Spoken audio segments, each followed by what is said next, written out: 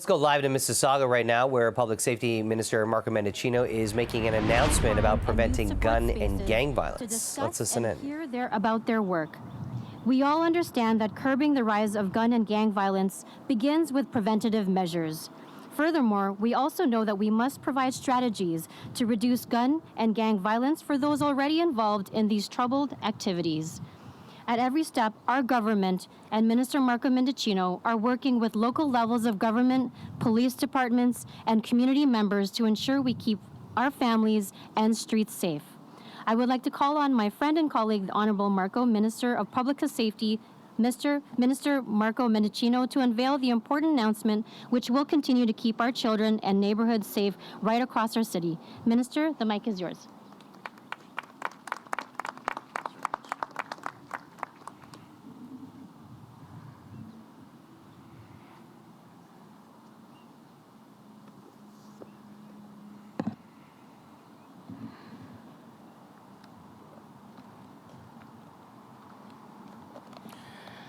Well, good morning, everyone. Bonjour tout le monde. And as we begin, I'd like to acknowledge that we're gathered on the traditional territory of the Mississaugas of the Credit, the Haudenosaunee, the Huron-Wendat, and the Wyandot. And I do want to take a moment as well to thank a few folks before we get into the thrust of my remarks today. Obviously, Richie, thank you for inviting us to your riding here at Mississauga Streetsville. I'm going to come to some of my other colleagues here in a moment. I also want to thank you, Chief Turiapa, for hosting us here at the headquarters of Peel Regional Police and for dialing up the good weather.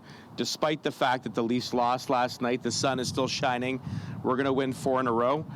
I want to take a moment to thank my friends and colleagues at the provincial level, Minister Kersner, as well as Deputy Premier Sylvia Jones, both of whom with which we have a very strong working relationship when it comes to public safety.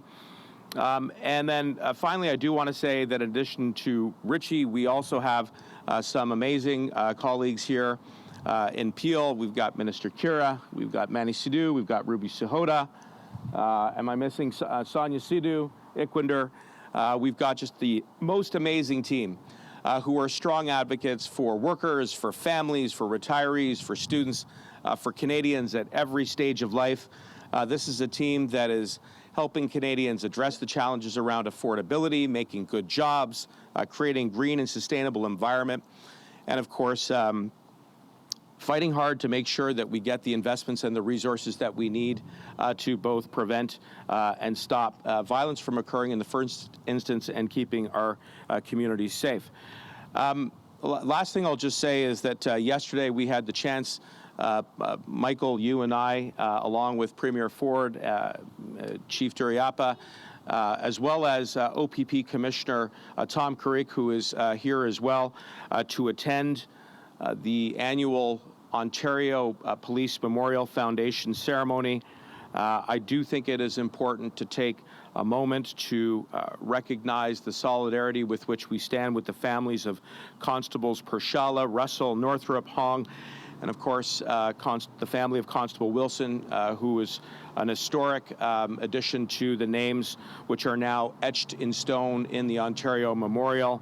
I believe this underlines the ultimate sacrifice that the women and men who serve in uniform are prepared to and indeed do have to make when it comes to keeping our communities safe. And that is indeed a big part of the reason why we are here today. It is about public safety. And the folks who live in Mississauga and Brampton, just like every other community across Canada, deserve to be safe. They deserve to feel safe and be safe when they go to work, when they take their kids to the park or go to school, when they get on a bus or a subway, when they go to the mall or are just out for a walk.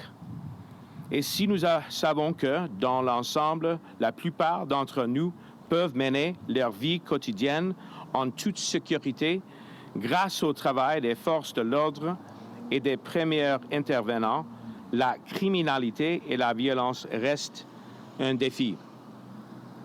Il y a trop de fusillades, trop d'agressions à l'arme blanche, trop de crimes organisés, trop de violences domestiques. Le fait est qu'une victime est une victime de trop. We have our work cut out for us, and the federal government is tackling this challenge head on. We've got a plan, and we're taking action.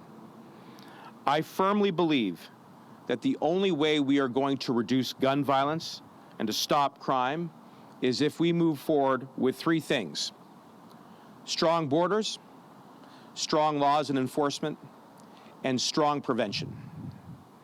And it's only with that strong plan that is based on these three pillars that we can get guns off of our streets and prevent further loss.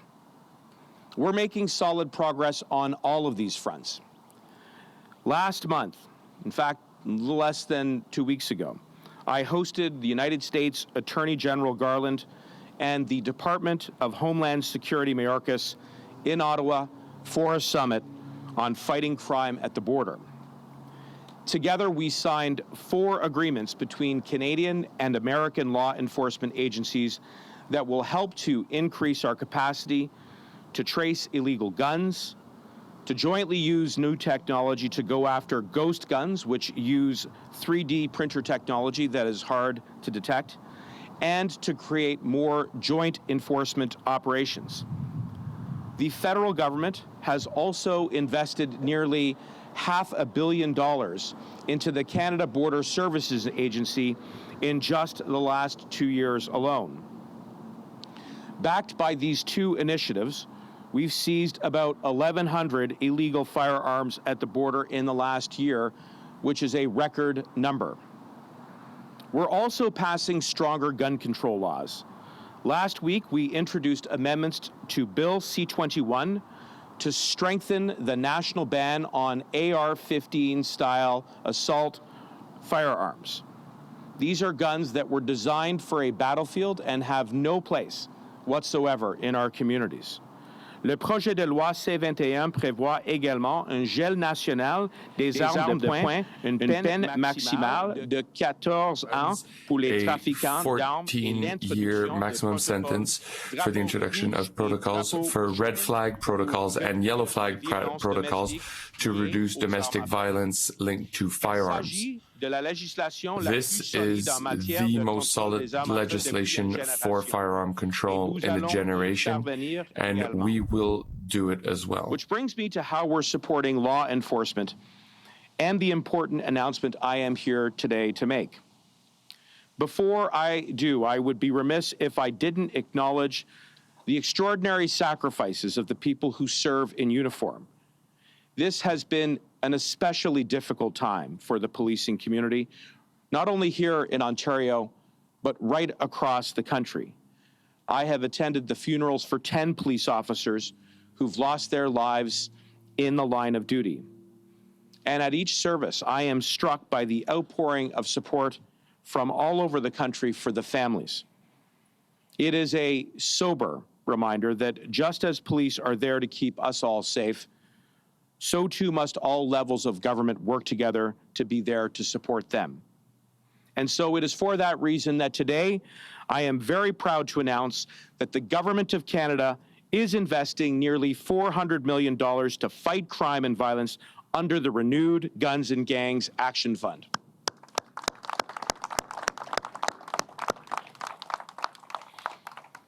These federal funds will be distributed to the provinces and territories for the purpose of giving law enforcement the additional people, resources, and supports that they need to get the job done and to get the job done safely.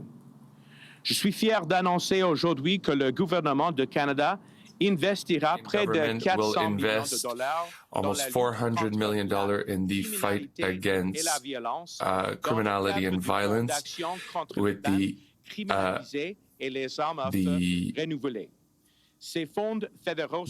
federal funds will be distributed to the provinces and territories with the express objective to give law enforcement personnel the resources and the additional support that they need to do the job. Here in Ontario, I'm extremely excited to announce that the province will receive over $120 million of that.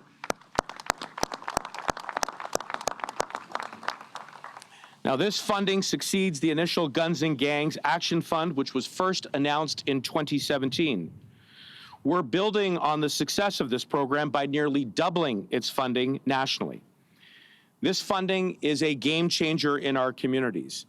It has already led to and will lead to more seizure of drugs, weapons, and cash, with a return on investment of over $7 for every $1 invested. And let me give you a few specific examples.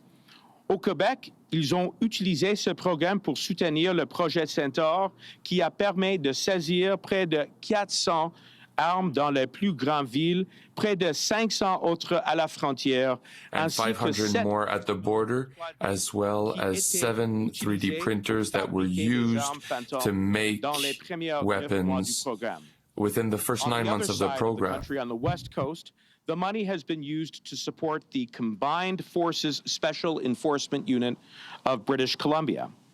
This is a dedicated police agency made up of officers seconded from across the province, which fight gun smuggling, drug trafficking, and other forms of organized crime. Just last week, they announced the conclusion of a major province-wide operation which saw gang patrols deployed to high-risk places at key times to intercept illegal contraband. Officers recovered large quantities of drugs, thousands of dollars stolen, thousands of dollars in stolen vehicles and property, and more in cash and an array of illegal weapons. On the back end, it's also being used to support the BC Prosecution Service to put criminals behind bars and to help the BC Forensic Firearms Laboratory link illegal guns to crimes. And finally, here in Ontario, the money is being used for both intervention and enforcement, supporting investigations by the Provincial Guns and Gangs Support Unit, as well as the community initiatives like the Indigenous Youth Gang Prevention and Intervention Program, among others. Today's announcement is going to help us build on this important work.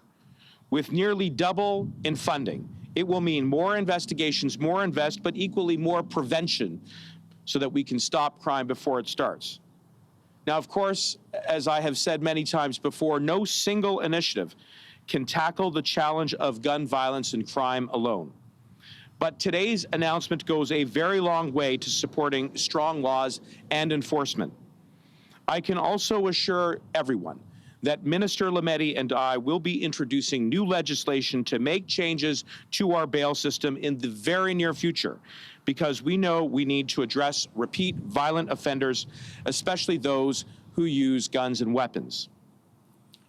Strong borders, strong laws, and of course, strong prevention. We don't talk nearly enough about that final third pillar. We don't talk nearly enough about how it is that we need to address the root causes of crime, but that's exactly what we're doing at the federal level of government with the Building Safer Communities Fund. This is a $250 million federal program that is giving more resources to grassroots organizations so that they can offer more mental health supports and other services to stop crime before it starts.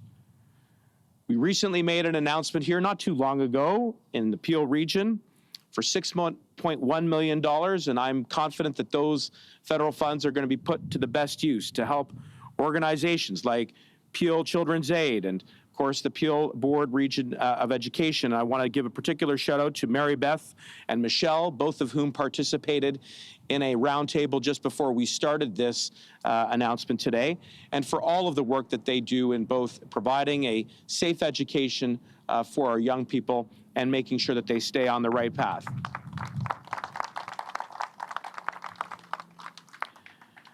We need to keep moving forward because the status quo isn't acceptable. We need to keep Canadians safe. We need to make sure that we're investing in our borders. We need to suggest solutions and not just spout off slogans. So let's keep supporting law enforcement. Let's keep supporting the grassroots community leaders with whom we have an incredible partnership to prevent crime. Let's keep working with our American counterparts south of the border so that we can strengthen our borders. strong borders, strong laws, strong prevention strategies. That's how we're going to keep everybody safe. And I want to thank everyone as well, you, Nish, Chief Juriapa, for having us here today. Merci beaucoup.